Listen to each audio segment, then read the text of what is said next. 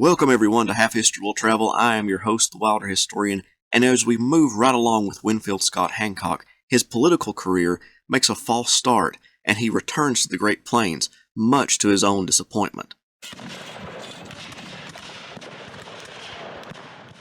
While in Washington, D.C., Hancock went to talk with Grant, who was not in his office. Winfield was a little sore at Grant for countermanding his orders while commanding in Louisiana, and Grant did not like the direction Winfield took Reconstruction in that state. That being said, a day or so later, Hancock walked by Grant on the street, who was talking with a former governor of Louisiana, and tipped his hat at the commanding general and passed by. Grant considered this a snub by a subordinate officer. The bad blood between the two began to boil.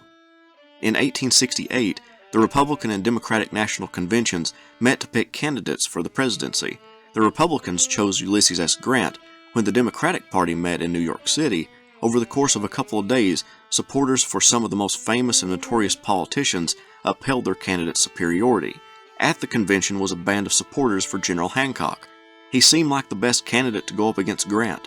The commanding general had saved the Union, produced victories, and was an all-around war hero. If the Democrats put up Hancock, they could nullify the Republican candidate because Winfield was also seen as a war hero. By the 18th ballot, Hancock had taken the lead, but after a recess, with the convention resuming the next morning, Horatio Seymour emerged as the presidential candidate from the state of New York. Hancock was passed over for the vice presidency because geographically, Pennsylvania was connected to New York, and they wanted to cast a wide geographical net. When Grant became commander-in-chief, he rearranged the commanders of the military divisions. He placed Meade back into the division of the Atlantic, Sheridan went back to Louisiana, and Hancock was sent to the military backwater that was the Department of Dakota. In a disrespectful move, Grant moved Sheridan to the rank of lieutenant general when Sherman got advanced to the rank of general-in-chief after Grant's resignation, rather than put George Meade in that position.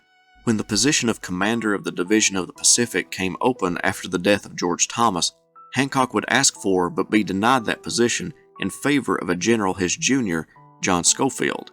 The Division of Dakota was a large expanse, 1,200 miles from east to west with only 1,682 soldiers. There were 2 posts in Minnesota with 155 men, 10 posts in Dakota with 1,121 altogether, and 3 posts in Montana encompassing 406 men total. It was a skeleton army that Hancock was expected to command. The general went on a 6,800-mile tour of the department. On July 2, 1869, he took a steamboat to Fort Stephenson in what is now North Dakota, and met with several chiefs from the surrounding tribes aboard the ship. Because of his past problems and the way he dealt with Native Americans, he took on a new strategy and let his kindly nature govern his actions. The chiefs relayed to Hancock that they were starving and suffering from disease. Winfield did what he could by allocating food and medicine to the tribes. The chiefs later said he was a bright spot in their discussions with the army. One problem that Hancock was having in the department was Fort Buford. It was positioned in Lakota hunting territory and was coming under attack by that nation repeatedly. The army's horses and cattle would be stolen, and it was causing a large headache to the commander. Through the Treaty of Fort Laramie, the army had given up its forts in the Powder River country, and Hancock wanted to make sure that Fort Buford would not come to that same fate. Along with preserving the fort, he set about protecting the surveying parties of the North Pacific Railroad, protecting the mining settlements in Montana, and securing the Indian agencies of the Missouri River. Many Native American groups had moved into Canada, so Hancock got permission to build a fort against the Canadian border with what is now North Dakota. Philip Sheridan desired a winter expedition against the Blackfoot Indians who had attacked miners in Montana.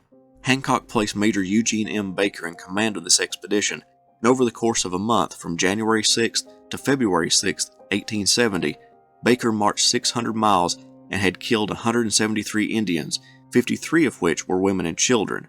Word spread throughout the country about what they termed the Baker Massacre. Sherman, Sheridan, and Hancock came to Baker's defense, regretting that women and children were accidentally killed, but insisted that such attacks came with such a possibility. Additionally, around 100 women and children were taken prisoner and then released. One of the largest tasks opposing Hancock was fulfilling the Treaty of Fort Laramie that allowed for the Sioux to keep the Black Hills in the southwest corner of the Dakota Territory.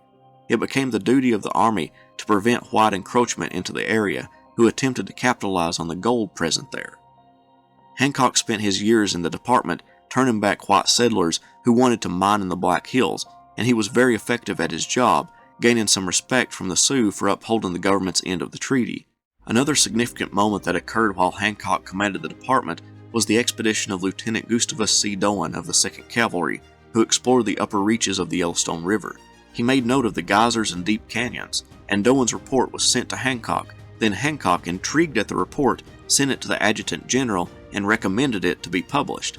This partially led to the establishment of Yellowstone National Park in 1872. In November 1872, George Meade passed away, and thus Hancock became the senior Major General. According to custom, he could succeed Meade in his position at the time, which was the Division of the Atlantic. Grant did not have to give Hancock the position. He could have kept him in the Dakota Territory, but as Sherman advised him, it would give Sheridan a subordinate he would like to work with in the form of Alfred Terry. On November 25th, Hancock was named commander of the Division of the Atlantic, so he and his family packed up and began their journey east.